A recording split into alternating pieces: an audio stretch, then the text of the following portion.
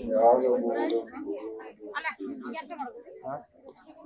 ಪೂಜಾಮೂಲಂ ಗುರು ಪದಂ ಮಂತ್ರಮೂಲಂ ಗುರು ವಾಕ್ಯಂ ಮೋಕ್ಷಮೂಲಂ ಗುರು ಶ್ರವಣಂ ಅಜ್ಞಾನತಿಮಿರಾಂಧಸ್ಯ ಪಾರಿಜಾತಶಲಾಕಯ ಪ್ರಸೀದ ಸುಮುಖೋನಾಥ ಜ್ಞಾನದೃಷ್ಟಿಪೂರ್ಣ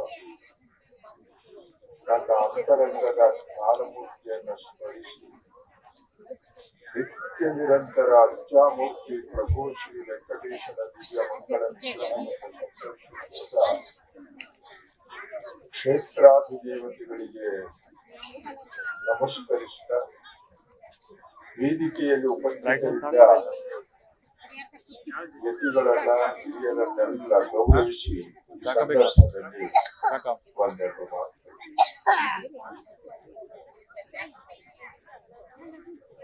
ನಾವು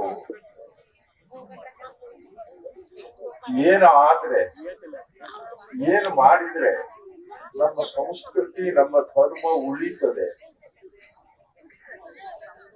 ಇದು ಬಹುಶಃ ನಾವೆಲ್ಲ ಆಲೋಚಿಸಬೇಕಾದ ಅಂಶ. ನಮ್ಮ ಹಿರಿಯರು ಈ ಕುರಿತು ಏನ್ ಹೇಳಿದ್ರು, ಏನ್ ಆಲೋಚನೆ ಮಾಡಿದ್ರು, ನಮ್ಗೆ ಏನ್ ಆದೇಶವನ್ನು ನೀಡಿದ್ರು, ಬಹಳ ಸ್ವಾರಸ್ಯವಾಗಿ ನಮ್ಮ ಹಿರಿಯರು ತಮ್ಮ ಅನುಭವವನ್ನ ಕಂಡ ಸತ್ಯವನ್ನ ಮುಂದಿನ ಜನಾಂಗಕ್ಕೆ ನೀಡಿದರು. ಅದರ ಅಡಿಯಲ್ಲಿ ಬಂದ ನಾವು ನಮ್ಮ ಸಂಸ್ಕೃತಿಯನ್ನ ಸನಾತನ ಧರ್ಮ ಅಂತ ಕರೀತಾರೆ, ಹಿಂದೂ ಧರ್ಮ ಅಂತ ಗುರುತಿಸಿದರು. ಇಲ್ಲಿ ಸನಾತನ ಧರ್ಮ ಅಂದ್ರೆ ಏನು, ಹಿಂದೂ ಧರ್ಮ ಅಂದ್ರೆ ಏನು, ಬಹಳ ಸ್ವಾರಸ್ಯವಾದ ವಿಷಯ. ಒಂದು ಸಾಮಾಜಿಕವಾಗಿ ಆಲೋಚಿಸುವುದು ಹಿಂದೂ ಧರ್ಮ, ಆಂತರಿಕವಾಗಿ ಆಲೋಚಿಸುವುದು ಸನಾತನ ಧರ್ಮ.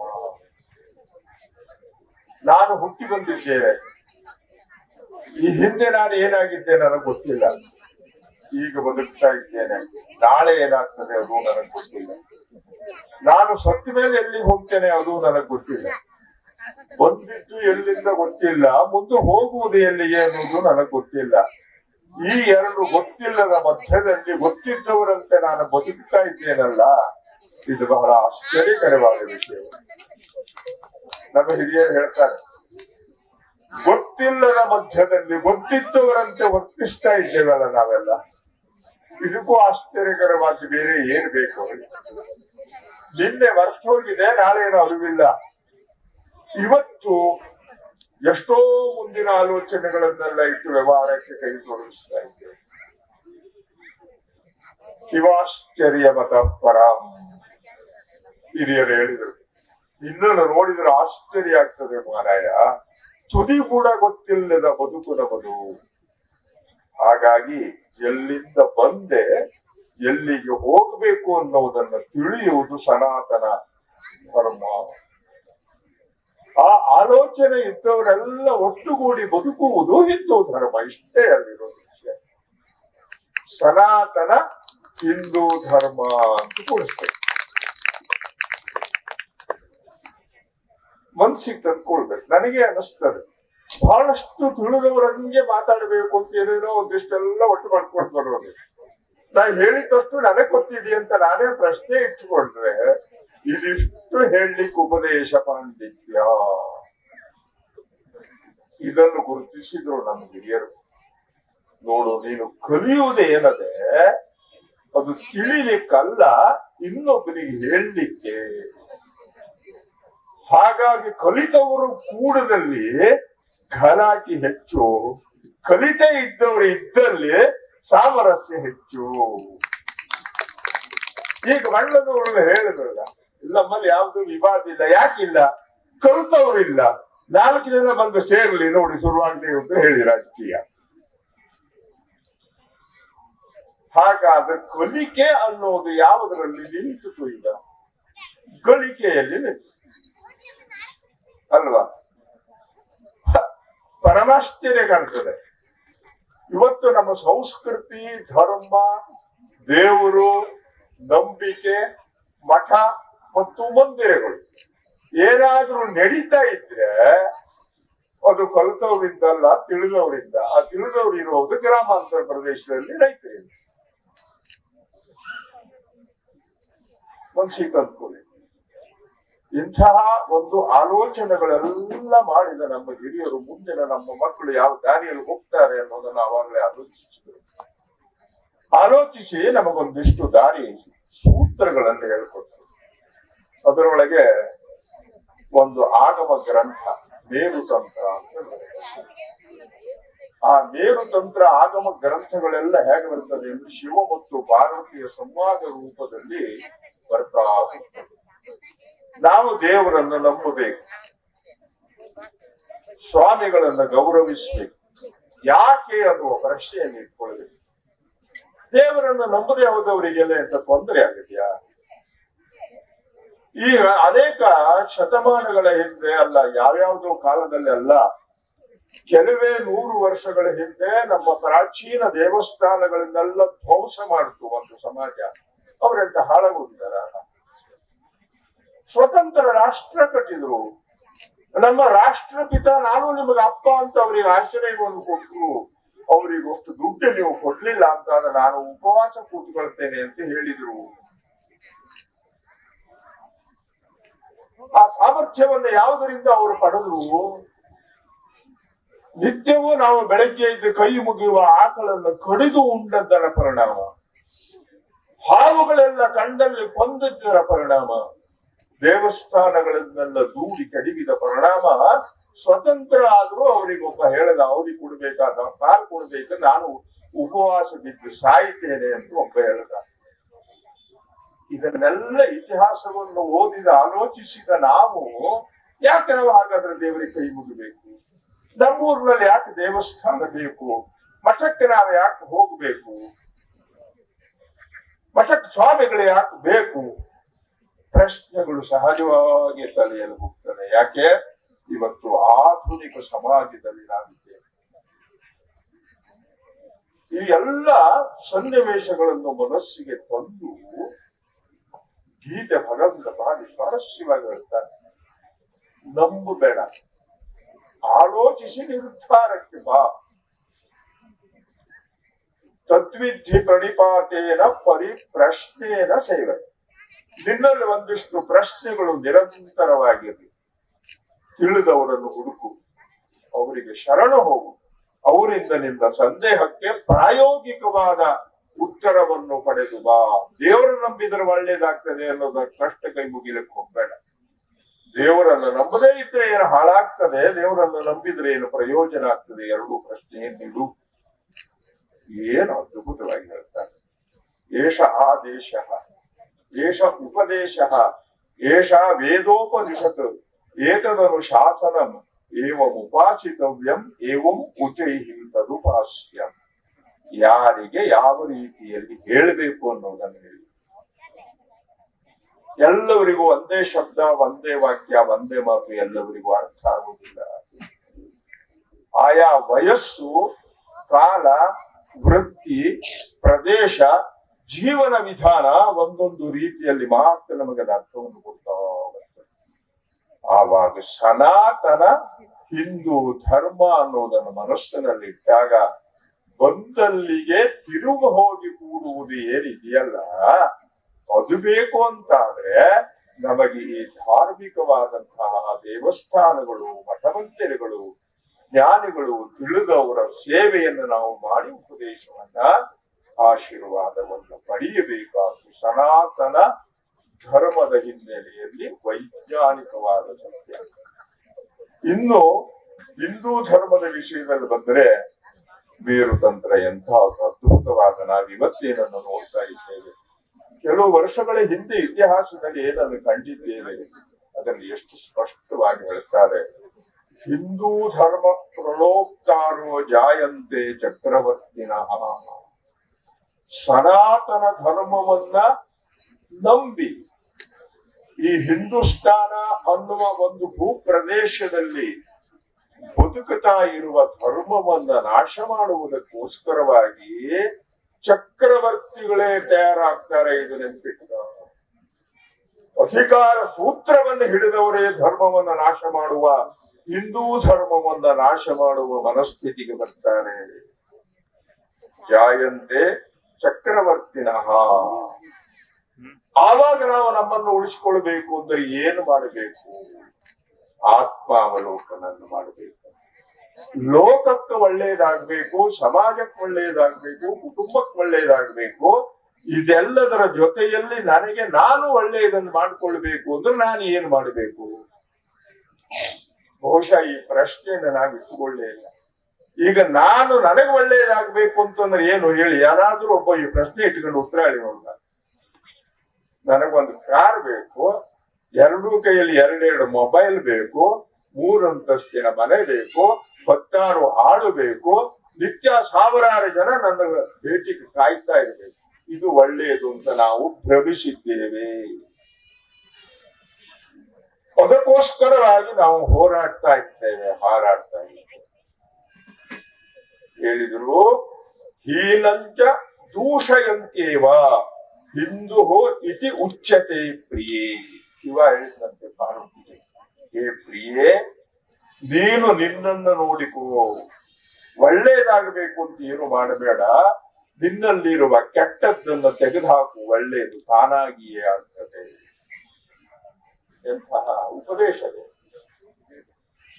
ನನಗೆ ಪಕ್ಕದ ಮನೆಯವರ ಜೊತೆಯಲ್ಲಿ ಮನಸ್ತಾಪ, ಇನ್ನು ಯಾರದ್ದೋ ಜೊತೆಯಲ್ಲಿ ಮನಸ್ತಾಪ, ಏನೋ ಒಂದಿಷ್ಟು ಹೋರಾಟ, ಏನೋ ಒಂದಿಷ್ಟು ಗಲಾಟೆ. ಸರಿ, ಇದೆಲ್ಲ ನಡೀತಾ ಇದೆ. ಇದೆಷ್ಟು ನಡೀಲಿಕ್ಕೆ ನಾನು ಏನಾದ್ರೂ ಒಂದು ಚೂರು ನನ್ನ ಕೊಡುಗೆ ಇದೆಯೋ ಹೇಗೆ? ಪೂರ್ತಿ ಇನ್ನೊಬ್ಬರನ್ನ ಬೈಯುವುದರಲ್ಲಿಯೇ ನನ್ನ ಸಂಭಾವಿತತನವನ್ನು ನಾನು ಸಮರ್ಥನೆ ಮಾಡ್ಲಿಕ್ಕೆ ಹೋಗ್ತೇನೆ. ಅದನ್ನು ಬಿಟ್ಟು ನನ್ನಲ್ಲಿರುವ ದೋಷಗಳನ್ನು ನಾನು ಗುರುತಿಸುವ ಮೂಲಕವಾಗಿ ಹೀನಂಚ ದೂಷಯಂತೇವ ಹಿಂದೂ ಇತ್ಯುಚ್ಯತೆ. ಹೀನಂ ದೂಷಯಂತಿ ಇತಿ ಹಿಂದೂ. ನನ್ನಲ್ಲಿರುವ ಕೆಟ್ಟತನವನ್ನ, ದುರ್ಗುಣವನ್ನ, ದೋಷವನ್ನ ನಾನು ಹುಡುಕಿ ಯಾವತ್ತು ತಿದ್ದುತ್ತೇನೋ ಅವತ್ತು ನಾನು ನಿಜವಾಗಿ ಹಿಂದೂ. ಆವಾಗ ಈ ಸ್ವಭಾವದವರೆಲ್ಲ ಸೇರಿದ ಪ್ರದೇಶವೇ ಹಿಂದೂಸ್ಥಾನ ಎಂತಿತ್ತು. ಒಳ್ಳೆಯವರಿದ್ದ ನಾಡು, ಒಳ್ಳೆ ಮಾತಿನಲ್ಲಿ ಹೇಳೋದಾದ್ರೆ ಒಳ್ಳೆಯ ಬದುಕನ್ನು ಕಾಣಬೇಕು ಅಂತಾದ್ರೆ ಅದು ಹಿಂದೂಸ್ಥಾನವಾಗಬೇಕು. ಇದನ್ನು ಹೇಳಿ ಮುಂದೆ ಮತ್ತೊಂದು ಮಾತು ಹೇಳ್ತಾರೆ. ಅದನ್ನು ಹೇಳಿ ನನ್ನ ಮಾತು ಮುಗಿಸ್ತೇನೆ. ಯಾಕೆಂದ್ರೆ ಎಲ್ಲ ಕೊಟ್ಟಿಗೆಗೆ ದನ ಬರೋ ಹೊತ್ತು, ಹಾಲು ಕರೆಯುವ ಹೊತ್ತು, ಮಕ್ಕಳಿಗೆ ಊಟ ಬಡಿಸಿ ಮಲಗಿಸಬೇಕಾದ ಹೊತ್ತು, ಈ ಸಂದರ್ಭದಲ್ಲಿ ಕೆಲವೇ ಮಾತುಗಳಲ್ಲಿ ಕಾಲೇನ ಬಲಿನ ನೂನಂ ಅಧರ್ಮಂ ಕಲಿತೆ ಫಲವು. ಈ ಕಲಿಯುಗದಲ್ಲಿ ನನ್ನ ತಪ್ಪುಗಳನ್ನೆಲ್ಲ ನಾನು ಮುಚ್ಚಿಟ್ಟು ಒಳ್ಳೆಯವನಂತೆ ತೋರಿಸಿಕೊಳ್ಳುವ ಪ್ರಯತ್ನದಲ್ಲಿ ನಿತ್ಯವೂ ನಾನಿರ್ತೇನೆ. ಅಧರ್ಮ ಕಲಿತೆ ಕಲವು. ಕಲವು ಅಂದ್ರೆ ಕಾಲದಲ್ಲಿ ಯಾವುದು ಕೂಡ್ಕೊಳ್ತದೆ. ಅಧರ್ಮ ಮಾಡುವವರು ರಹಸ್ಯವಾಗಿ ವ್ಯಕ್ತದಂ ಕೂಡ್ತಾರೆ. ಧರ್ಮ ಮಾರ್ಗದಲ್ಲಿರುವವರು ಕೂಡಿಸ್ಲಿಕ್ಕೆ ಪರಿಶ್ರಮ ಬೇಕು. ಕಲಿತೆ ಕಲೋ ಯಮನೈಹಿ ಘೋರಮಾಕ್ರಾಂತ ಹಿಂದವೋ ಹಿಂದವ ವಿಂಧ್ಯಮಾವಿಷಿ. ಏನು ಅದ್ಭುತವಾಗಿ ಬಂತು. ಆ ಕಾಲದಲ್ಲಿ ಹೇಳಿದ ಮಾತು ಮುಂದೆ ಭವಿಷ್ಯತ್ ಕಾಲದಲ್ಲಿ ಘಟನೆ ನಡೀತು. ಯಮನರು ಹಿಂದೂಗಳ ಮೇಲೆಲ್ಲ ಆಕ್ರಮಣ ಮಾಡಿದ ಕಾಲದಲ್ಲಿ ದೇವಿಯು ನೆಲೆಸಿದ ವಿಂಧ್ಯ ಅನ್ನುವ ಪರ್ವತವನ್ನು ಆಶ್ರಯಿಸಿ ಹೋಗಿ ದೇವಿಗೆ ಶರಣಾದರಂತೆ. ಅಮ್ಮ, ಜಗಜ್ಜನನಿ ನೀನು, ಇಡೀ ಪ್ರಪಂಚವನ್ನ ಕಾಯಬೇಕಾದವನು ನೀನು. ನಮ್ಮ ಧರ್ಮವನ್ನ, ನಮ್ಮ ದೇವರನ್ನ, ನಮ್ಮ ಸಂಸ್ಕೃತಿಯನ್ನ ನಾಶ ಮಾಡುವ ಶಕ್ತಿ ಆಕ್ರಮಿಸಿತು. ನಾವೀಗ ಅಸಹಾಯಕರಾಗಿ ಬಂದಿದ್ದೇವೆ. ನಿನ್ನ ಮಡಿಲಲ್ಲಿ ಸೇರ್ತಾ ಇದ್ದೇವೆ, ರಕ್ಷಣೆ ಮಾಡಮ್ಮ ಅಂತ ಹೇಳಿದ್ರಲ್ಲಿ ನೋಡಿ ಏನು ಮಾತು. ಆಗಮ ಗ್ರಂಥ ಆ ಕಾಲದಲ್ಲಿ ಹೇಳಿದ ಮಾತು ಕಲಿಯುಗದಲ್ಲಿ ಮುಂದೆ ಏನಾಗ್ತದೆ ಎನ್ನುವುದನ್ನ ಹೇಳ್ತಾ ಹೋಗ್ತಾರೆ. ಕಾಲೇನ ಬಲಿನ ನೂನಂ ಅಧರ್ಮಂ ಕಲಿತೆ ಕಲವು. ನಮ್ಮಲ್ಲಿಯೇ ನಾವೇ ಆಲೋಚನೆ ಮಾಡಿದ್ರೆ ಗೊತ್ತಾಗ್ತದೆ ನಮಗೆ. ಎಷ್ಟೆಷ್ಟು ದುರ್ಗುಣಗಳು ಕಲಿಯ ಪ್ರಭಾವಗಳು ನನ್ನ ಮೇಲೆ ಪ್ರವೇಶ ಮಾಡಿ ಅದು ತನ್ನ ಕೆಲಸ ಮಾಡ್ತಿರ್ತದೆ. ನನ್ನನ್ನು ಹಾಳು ಮಾಡುವ, ನನ್ನನ್ನು ಕೆಡಿಸುವ ಪ್ರಯತ್ನ ಈ ಕಾಲಕ್ಕೆ, ಈ ಯುಗಕ್ಕೆ ಆ ಧರ್ಮ ಸಹಜವಾಗಿ ಬಂದ್ಬಿಡ್ತದೆ. ಅದನ್ನು ಅರ್ಥ ಮಾಡಿ ದೂರಿಡುವ ಪ್ರಯತ್ನವನ್ನು ಮಾಡದೇ ಇದ್ರೆ ಯವನೇ ಘೋರಮಾಕ್ರಾಂತ, ಯವನರು ಆಕ್ರಮಣ ಮಾಡಿ ನಮ್ಮ ದೇವಸ್ಥಾನಗಳನ್ನ ಎಲ್ಲ ನಾಶ ಮಾಡಿದರು. ವೈದಿಕ ಗಣಿತ ವಿಜ್ಞಾನ ಇದ್ದು ಗ್ರಂಥದ ಮನೆಯನ್ನೇ ಸುಟ್ಟು ತೆಗೆದರು. ಸಂಜೀವಿನಿಯಂತಹ ವನಸ್ಪತಿಯ ಗೊತ್ತಿದ್ದ ಪರಂಪರೆಯನ್ನೇ ನಾಶ ಮಾಡಿ ಹಾಕಿದ್ರು. ಆದ್ರೆ ಇದ್ಯಾವುದು ನಾಶ ಆಗಲಿಲ್ಲ, ಎಲ್ಲೋ ಒಂದು ಕಡೆಯಲ್ಲಿ ನ್ಯಾಸಭೂತವಾಗಿದೆ. ನಾವೆಲ್ಲ ಭಕ್ತಿಯಿಂದ ಶ್ರದ್ಧೆಯಿಂದ ಭಗವಂತನನ್ನ ಪ್ರಾರ್ಥಿಸಿದಾಗ ವಿವೇಕಾನಂದರಂಥವರು, ಬಸವಣ್ಣನಂಥವರು, ಶಂಕರಾಚಾರ್ಯರಂಥವರು, ಮಧ್ವಾಚಾರ್ಯರಂಥವರು ಅವತರಿಸಿ ಬಂದಂತೆ ಮತ್ತೆ ಬಂದೇ ಬರ್ತಾರೆ. ಆ ಒಂದು ಪ್ರಾರ್ಥನೆ ನಮ್ಮಿಂದ ಆಗಲೇನೆ. ಆ ಹಿನ್ನೆಲೆಯಲ್ಲಿ ನಾವೆಲ್ಲ ಒಂದು ಮನಸ್ಸಿನಿಂದ ಒಟ್ಟುಗೂಡಿಸಲಿಕ್ಕೆ ಬಹಳ ಸರಳವಾದ ಮಾರ್ಗ ಅಂದ್ರೆ ಅದೇ ಒಂದು ಧರ್ಮ ಮಾರ್ಗ. ಒಂದು ದೇವಸ್ಥಾನದಲ್ಲಿ ರಥೋತ್ಸವ ನಡೀತು ಅಂತಾದ್ರೆ ಎಷ್ಟು ಸಾವಿರ, ಎಷ್ಟು ಲಕ್ಷ ಜನ ಬರ್ತಾರೆ. ಪ್ರತಿನಿತ್ಯ ತಿರುಪತಿಗೆ ಒಂದ್ಸರಿ ತಿರುಪತಿ ಬಸ್ ಸ್ಟ್ಯಾಂಡ್ ಅಲ್ಲಿ ನಿಂತು ಒಂದ್ ತಾಸು ನೋಡ್ಬೇಕು. ದೇವರು ಹೇಳುವ ಒಂದು ಶಬ್ದ, ವೆಂಕಟೇಶ ಶ್ರೀನಿವಾಸ ಅನ್ನುವ ಒಂದು ಮೂರ್ತಿ ಒಂದು ದಿನಕ್ಕೆ ಎಷ್ಟು ಲಕ್ಷ ಜನರನ್ನ ತನ್ನ ಕಡೆ ಆಕರ್ಷಿಸ್ತದೆ. ಪರಮಾಶ್ಚರ್ಯ ಕಾಣ್ತದೆ. ಇದಿಷ್ಟು ಮಂದಿ ಎಷ್ಟೆಷ್ಟು ದೂರದಿಂದ ಯಾವ ಆಕರ್ಷಣೆಗೆ ಒಳಪಟ್ಟು ಇಲ್ಲಿಗೆ ಬಂದ್ರು. ಒಂದು ಪ್ರಶ್ನೆ ಇಟ್ಟು ನೋಡಿದಾಗ ಯಾವುದೋ ಒಂದು ಶಕ್ತಿ ತನ್ನ ಕೆಲಸವನ್ನು ಮಾಡಿ ಆಕರ್ಷಿಸ್ತಾ ಇರ್ತದೆ. ಆ ಆಕರ್ಷಣೆಗೆ ಒಳಪಡುವ ಮನಸ್ಸು ನಮ್ಮದು ಬಂದಾಗ ಆವಾಗ ಇದು ರಾಮರಾಜ್ಯವಾಗ್ತದೆ. ರಾಮರಾಜ್ಯ ಅಂದ್ರೆ ಅರ್ಥ ಎಲ್ಲವರ ಮನಸ್ಸು ಎಲ್ಲೋ ಒಂದು ಕಡೆಯಲ್ಲಿ ನಿಲ್ಲಲಿ ಅನ್ನುವ ಅರ್ಥವೇ ರಾಮ ರಮಯತಿ ಇತಿ ರಾಮ. ಎಲ್ಲಿ ಮನಸ್ಸು ಸಂತೋಷಕ್ಕೆ ಒಳಗಾಗ್ತದೆಯೋ ಅದು ರಾಮರಾಜ್ಯ. ರಾಮ ಅಂದ್ರೆ ಅಯೋಧ್ಯ ದಶರಥನ ಮಗ. ಕೈಕೇಯ ವರನ ಕೇಳಿದ ಪರಿಣಾಮದಿಂದಾಗಿ ಭರತ ಅನ್ನುವ ಮಗನ ಮೋಹಕ್ಕೆ ಒಳಪಟ್ಟ ಕೈಕೇಯ ಹೆಣ್ಣಿನ ಭೇದ ಬುದ್ಧಿಯ ಪರಿಣಾಮ ರಾಮ 14 ವರ್ಷ ವನವಾಸಕ್ಕೆ ಹೋದ. ಆ ರಾಮ ಒಂದೇ ಅರ್ಥ ಅಲ್ಲ. ಆ ರಾಮ ಅನ್ನುವ ಆಧ್ಯಾತ್ಮಿಕ ಅರ್ಥ ರಮಯತಿ, ಇದ್ದಿದ್ದರಲ್ಲಿ ಸಂತೋಷ ಪಡುವ ಮನಸ್ಥಿತಿಯನ್ನು ನಾನು ಯಾವತ್ತು ಹೊಂದುತ್ತೇನೋ ಅದು ರಾಮರಾಜ್ಯ. ಆ ಅರ್ಥದಲ್ಲಿ ನಮ್ಮ ದೇಶ ರಾಮರಾಜ್ಯವಾಗಲಿ. ಹಿಂದೂ ಅನ್ನುವುದು ಸನಾತನ ಧರ್ಮದ ಗುಟ್ಟನ್ನು ತಿಳಿಸಿಕೊಡುವ ಒಂದು ಒಕ್ಕೂಟದ ಧರ್ಮವನ್ನ ಬೆಳೆಸುವ, ಉಳಿಸುವ ಪ್ರಯತ್ನ ನಮ್ಮದೆಲ್ಲ ಆಗಲಿ ಅನ್ನುವ ಅರ್ಥದಲ್ಲಿ ಭಗವಂತನಲ್ಲಿ ಪ್ರಾರ್ಥನೆಯನ್ನು ಸಲ್ಲಿಸ್ತಾ ಈ ಸಂದರ್ಭದಲ್ಲಿ ನಿಮ್ಮೆಲ್ಲರ ಜೊತೆಯಲ್ಲಿ, ಈ ಸಂಜೆಯ ಸಂದರ್ಭದಲ್ಲಿ ಎಲ್ಲ ದೇವತೆಗಳು ಶಿವ ತಾಂಡವ ನೃತ್ಯವನ್ನು ಮಾಡ್ತಾ ಇರುವ ಈ ಪ್ರದೋಷ ಕಾಲದಲ್ಲಿ ಮಧುಕೇಶ್ವರನ ದಿವ್ಯ ಸನ್ನಿಧಾನದಲ್ಲಿ ಎಲ್ಲ ಭಗವತ್ ಭಕ್ತರ ಸಮ್ಮುಖದಲ್ಲಿ ನಿಂತ ನಾನು ಧನ್ಯ ಅನ್ನುವ ವಿಷಯವನ್ನು ತಿಳಿಸ್ತಾ ಓಂ ಶಾಂತಿ ಶಾಂತಿ.